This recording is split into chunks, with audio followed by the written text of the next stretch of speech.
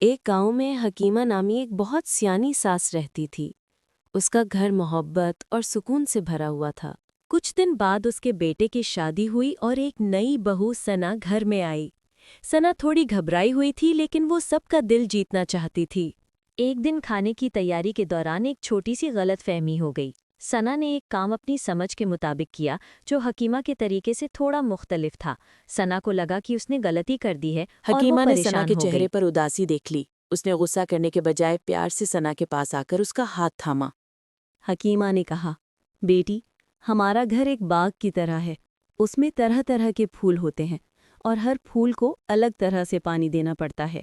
ثنا نے غور سے سنا۔ حکیمہ نے مزید کہا، تم بھی اس باغ کا ایک خوبصورت پھول ہو۔ تمہارا طریقہ مختلف ہو سکتا ہے لیکن اس سے باغ کی خوبصورتی کم نہیں ہوتی بلکہ بڑھتی ہے۔ ثنا نے مسکرا کر کہا، امی جان، آپ نے صحیح فرمایا۔ میں نے سوچا ہے کہ ہم دونوں مل کر ایک نیا طریقہ آزماتے ہیں جس سے کام بھی بہتر ہوگا۔ حکیمہ بہت خوش ہوئی۔ اس نے ثنا کی سمجھداری کی تعریف کی اور کہا، تم نے بالکل صحیح کہا۔